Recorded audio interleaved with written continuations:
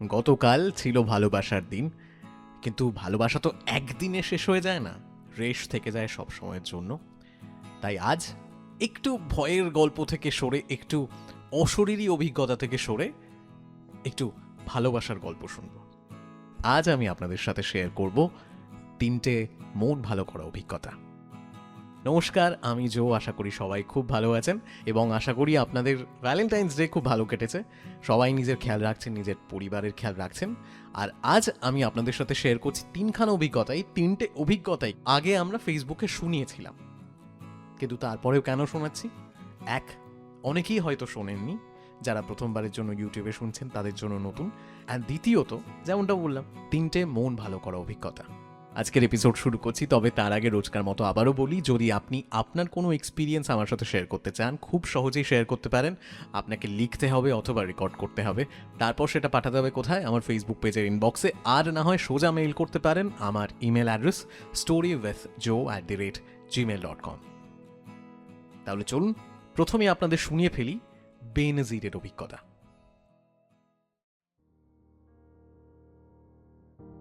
আমাদের গল্পের শুরুটা 1996 সালে। একটা বিশাল হইহুল্লোড় মাখা ইংলিশ টিউশনের ক্লাসে প্রথম দেখেছিলাম তাকে, মানে রাজাকে। আমার তখন 12 বছর বয়স, আর সে ক্লাস 9-এ। ওই ছোট বয়সে অত প্রেম টেম তো বুঝতাম না, কিন্তু এইটুকু বুঝেছিলাম যে ভালো লাগছে। হয়তো ওর ওই সরল সোজা হাসিটাই এই ভালো লাগার জন্য দায়ী। টিউশন ক্লাসেই মুখ চেনাচিনি আমাদের, তারপর বন্ধুত্ব। ধীরে ধীরে এই বন্ধুত্ব গভীর হলো। শুধুই যেন একটু লজ্জা পেতাম ওকে দেখলে। চোখে চোখ পড়লে এমনি এমনি চোখ সরিয়ে নিতাম। এমনভাবেই চলছিল, কিন্তু একদিন হঠাৎ কোনো কথা নেই, বার্তা নেই, আমাদেরই আরেক বন্ধুকে দিয়ে নিজের মনের কথা আমাকে জানায় এসে। আমি তখন অত ছোট, কিভাবে রিয়াক্ট করব বুঝে উঠতে পারছিলাম না। কিন্তু ওই যে এতটুকু বুঝেছিলাম, ভালোই লাগছে। আজও মনে পড়ে যেদিন প্রথমবার আমরা একসাথে হেঁটেছিলাম। দিনটা ছিল সরস্বতী পুজোর সকাল। হাত ধরে হাঁটার মতো সাহস তখনও হয়নি, কিন্তু ওই সংকোচেও একটা আলাদা মজা ছিল। কিন্তু দিনের পর মাস, আর মাসের পর বছর ঘুরে আমরা বড় হলাম, আর তার সাথে আমাদের বাড়িতেও ব্যাপারটা জানাজানি হয়। হ্যাঁ, আমি মুসলিম, ও হিন্দু। বাড়িতে যে সমস্যা হবে আমরা দুজনেই জানতাম। একরকম তৈরিই ছিলাম মনে মনে। আর সেই জন্যই হয়তো এত ঝড়ঝাপটা এসেও আমাদের বিশ্বাসকে একটুও নাড়াতে পারেনি। অবশেষে সব অন্ধকার পেরিয়ে আমাদের বিয়ে হয় 2006। আমাদের বাবা মায়ের আশীর্বাদও আমরা পরবর্তী জীবনে পাই। আর আজ আমাদের এক ছেলে আর এক মেয়ে সারা বাড়ি দাপিয়ে বেড়ায়। শেষে শুধু একটাই কথা বলতে চাই, যেটা আমি আর আমার হাজবেন্ড রাজা সব সময় মেনে এসেছি। গন্তব্যে পৌঁছানোর রাস্তাটা হয়তো কঠিন, কিন্তু অসম্ভব একেবারেই নয়। শুনলেন বেনজিরের নিজের জীবনের একখানা এক্সপিরিয়েন্স। খুব সুন্দর একটা এক্সপিরিয়েন্স, এবং আশা করি যেন সমস্ত ভালোবাসা এভাবেই পূর্ণতা পায়। চলে যাব পরবর্তী এক্সপিরিয়েন্সে। পাঠিয়েছেন বাসুদেব, এবং বাসুদেবও নিজের জীবনের একখানা অভিজ্ঞতা শেয়ার করেছেন। আমি কথা না বাড়িয়ে সেটাই আপনাদের শোনাচ্ছি। হ্যালো দাদা, আমি বাসুদেব। ফেসবুকটা ঘাঁটতে ঘাঁটতে তোমার একটা পোস্ট দেখলাম, দেখে ভালো লাগলো, তাই ভাবলাম আজকে তোমার সাথে আমার নিজের লাভ স্টোরিটা শেয়ার করি। আমার সেই লাভ এখন রান্নাঘরে রান্না করছে। তো গল্পটা শুরু হয় 2013 সালে। আমার বাড়ি দীঘা। কাজের সূত্রে আমি তখন কলকাতায় থাকি। তো একদিন এরমই দীঘা থেকে কলকাতায় আসার জন্য ট্রেন ধরলাম। তা হাওড়া স্টেশনে নামার পর হঠাৎ করেই টিটি ধরল। ভাগ্যের কি নির্মম পরিহাস, টিকিট কাটা সত্ত্বেও লাগেজের কোথায় যে টিকিটটা রেখেছি সেটাই খুঁজে পেলাম না। আমার সাথে আরও দুটো ছেলেকে টিটি ধরেছিল। অনেক রিকোয়েস্ট করার পরেও কিন্তু টিটি কোনো মতেই ছাড়তে রাজি হলো না। তো তারপরে উপায় না দেখে আমি সেই ছেলে দুটোকে বললাম যে তোমাদের কাছে যদি কিছু টাকা পয়সা থাকে তাহলে চলো মিলিয়ে মিশিয়ে এখান থেকে রেহাই পেতে হবে। ওরাও রাজি হলো। এরপর টিটিকে আমরা কিছু টাকা পয়সা দিয়ে সেখান থেকে কোনো মতে বেরোলাম। তারপর ওদের সাথে কথা হতে হতে ফোন নাম্বার এক্সচেঞ্জ হলো। ওরা বলল যে যদি কোনো কাজ থাকে জানিও। সেই হিসেবে আমি কিছুদিন পর হঠাৎ ওই নাম্বারে ফোন করলাম, কিন্তু ফোনটা যে তুললো সে একটা মেয়ে। আমি যখন ওই ছেলেটার কথা জিজ্ঞেস করলাম তখন সে বলল যে ও নাকি ওর দাদা হয়, এই নাম্বারটা এখন আমি ইউজ করি। যাই হোক, তারপর মাঝে মধ্যেই কথা হতো। তো ওই মেয়েটার বাড়িতে ওর পাড়ার অন্য একটা বোন আড্ডা মারতে আসতো, মাঝে মধ্যে ওই বোনটার সাথেও কথা হতো। তা সেই কথা হতে হতে মেয়েটা ওর দিদির কাছ থেকে আমার নাম্বার নিয়ে একদিন নিজের বাড়ি গিয়ে ওর বাবার ফোন থেকে ফোন করলো। ওর তখন নিজস্ব কোনো ফোন ছিল না। তা প্রথম প্রথম তো আমি নর্মালভাবেই কথা বলছিলাম, কিন্তু কিছুদিন কথা বলার পর বুঝতে পারলাম যে আমার জন্য ফিলিংস অন্যরকম। কিন্তু আমি সেই মুহূর্তে কাজের চাপে অতটাও গুরুত্ব না দিলেও কথা বলতে বলতে কিছুদিন পর আমারও কিন্তু ওর প্রতি সেই ফিলিংস চলে এলো। তারপর যেটা হয়, আস্তে আস্তে কথা বাড়তে লাগলো।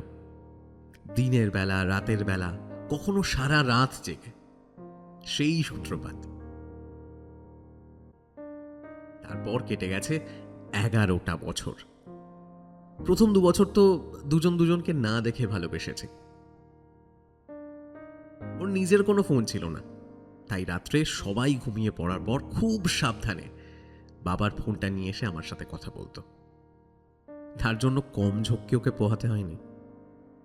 ফোন নিয়ে কথা বলার জন্য অনেক মারধরও খেতে হয়েছে।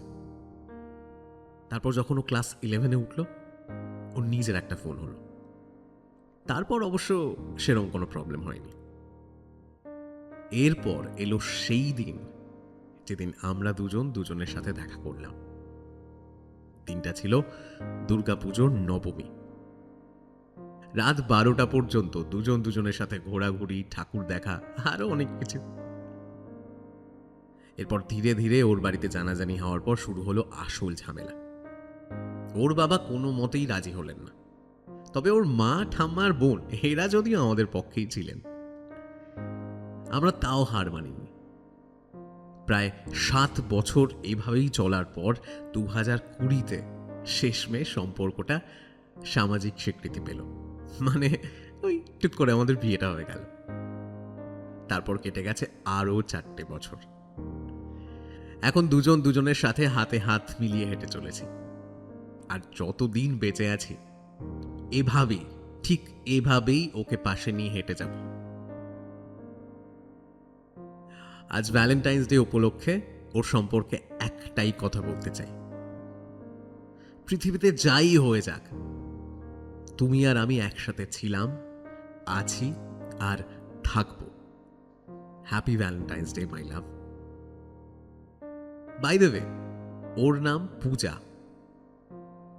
আর থ্যাংক ইউ জো দাদা, ভালোবাসার অভিজ্ঞতা শেয়ার করার একটা প্ল্যাটফর্ম দেওয়ার জন্য অনেক অনেক ধন্যবাদ। ও হ্যাঁ, রান্নাটা মনে হয়ে গেছে, রাতের ডিনারের জন্য আমন্ত্রণ রইল।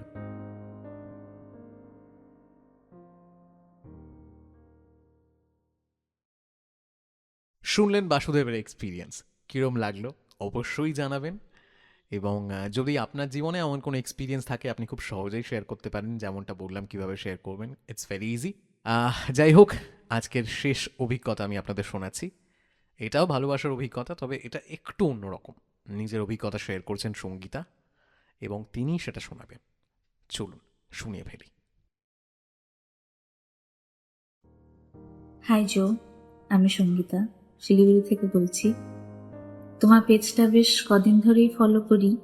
মানুষের জীবনের নানান রকম ভালো খারাপ অভিজ্ঞতা শুনতে আমার বেশ ভালোই লাগে। তো তোমার রিসেন্ট ভ্যালেন্টাইন উইকের লাভ স্টোরি পোস্টটা দেখে আমারও খুব মনে হলো যে তোমাদের সাথে আমি আমার জীবনের লাভ স্টোরিটা শেয়ার করি।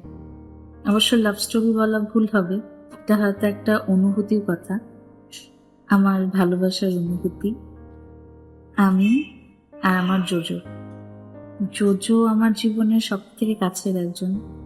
হতে পারে সে একটা পশু, কিন্তু তার ভালোবাসাটা হয়তো মানুষের ভালোবাসার থেকেও ঊর্ধ্বে। প্রায় প্রত্যেকটা বাড়িতেই কম বেশি পোষ্য প্রাণী থাকে, আর খুব অল্প সময়ের মধ্যেই এরা সবাইকে নিজের করে নিতে পারে, এই ভালোবাসা ওদের মধ্যে আছে, আমার এটা মনে হয়। যবে থেকে ও আমাদের বাড়িতে এসেছে তবে থেকে আমাদের বাড়ির প্রত্যেকটা লোকের এই একটাই জিনিস, জোজো কি করছে, জোজো কি খাচ্ছে, জোজো কিভাবে ঘুমাচ্ছে। যেদিন ও আমাদের বাড়ি আসলো আর প্রথমবার আমি ওকে কোলে নিলাম, জানি না কেন তখনই মানে একটা এরকম ফিল হলো যে কেউ আমার কাছে এসছে যে আমার খুব কাছের একদম। আমার কেন যেন মনে হলো যে সে পুরোই আমার নিজের। আমি 2014 থেকে আমার কলেজ, জব সবকিছুর জন্য বাড়ির বাইরে, কিন্তু আমি যতবারই বাড়ি গেছি প্রত্যেকবার, আমি এটা কোনোদিন ভুলতেই পারবো না, প্রত্যেকবার সেই একই ভালোবাসা নিয়ে, সেই একই খুশি নিয়ে ও আমার কাছে দৌড়ে আসতো। মানে ও এত খুশি হয়ে যেত, মানে আমি আসার আগেই কেন জানি না কি করে ও বুঝে যেত আর ওর ঘেউ ঘেউ শুরু হয়ে যেত। আমাকে দেখে ও পাগলের মতন করতো, অনেক ভালোবাসতো, কি করবে বুঝতে পারতো না। আর যখন আমি চলে যেতাম তখন ওই আমাদের গ্রিলের ফাঁকা দিয়ে মুখটা বের করে থাকতো, আমার আসার অপেক্ষা করতো, কবে আবার আসবো, কবে আবার ওকে আদর করব, ওকে জড়িয়ে ধরে সময়ের পর সময় কাটাবো, ওকে খাওয়াবো, খাবার মাখিয়ে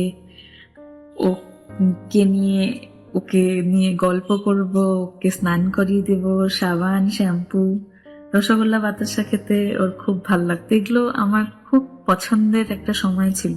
এমন কত সময় গেছে আমার জীবনের গোপন কথা, অনেক চোখের জল, অনেক অনুভূতি আমি ওকে বলে আমি হালকা হয়েছি। আর কেন জানি না আমার এটা মনে হতো যে ও বুঝতো আমার ফিলিংস গুলো। আমাদের বাড়িতে যদি কারো নর্মাল শরীর খারাপও হয়ে যেত, ব্যাস ওর খাওয়া দাওয়ার বন্ধ। ভালোবাসাটা আমার মনে হয় এরকমই হওয়া উচিত, লাইক সবকিছু, নিজের সবকিছু দিয়ে ভালোবাসা। প্রায় 10 বছর ও আমাদের সাথে ছিল, আর এই 10 বছর এত বড় একটা সময়, ওর দুষ্টামি, ওর ভালোবাসা, ওর সবকিছুর মধ্যে কিভাবে এতগুলো বছর কেটে গেল আমরা সিরিয়াসলি বুঝতেই পারিনি। কিন্তু একটাই জিনিস বলবো, ওর সাথে কাটানো এই সময়টা আমার জীবনের সব থেকে সুন্দর মুহূর্তের মধ্যে একটা।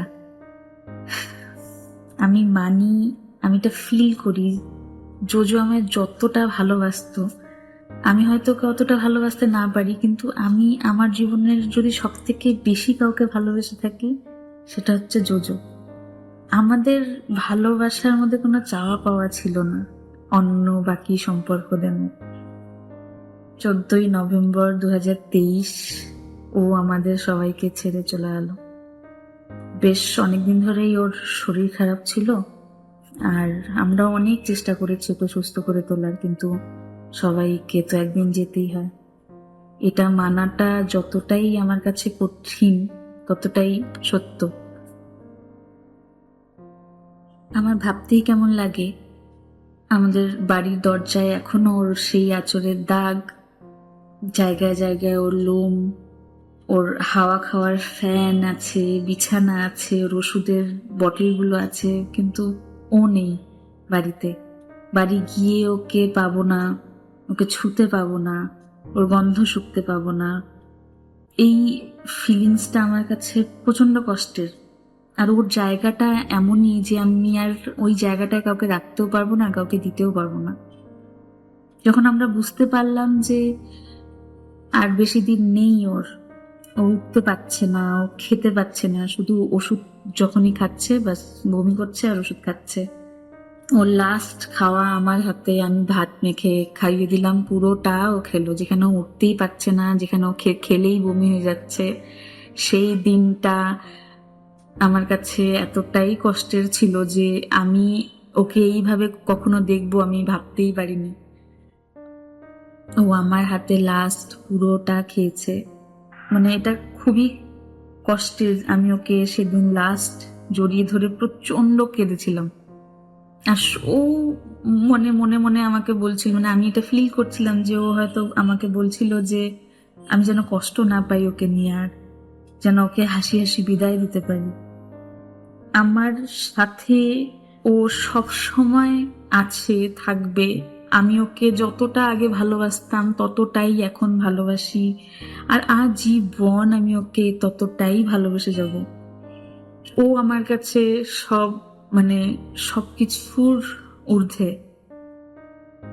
আপনারা সবাই আমার জোজোর জন্য প্রার্থনা করবেন যে ও যেখানেই থাকে যেন ভালো থাকে। ধন্যবাদ।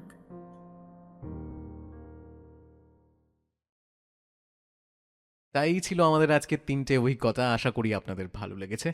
নিজেদের মতামত অবশ্যই শেয়ার করুন, এবং আবারও যদি আপনি আপনার জীবনের কোনো রকম এক্সপিরিয়েন্স শেয়ার করতে চান, খুব সহজে শেয়ার করতে পারেন। আপনাকে লিখতে হবে অথবা রেকর্ড করতে হবে, তারপর কোথায় পাঠাতে হবে? আমার ফেসবুক পেজের ইনবক্সে, আর না হয় সোজা মেইল করতে পারেন। আমার ইমেল অ্যাড্রেস storywithjoe@gmail.com। আজকের মতো আড্ডা গল্প এখানেই শেষ করছি। সবাই খুব ভালো থাকবেন। ধন্যবাদ।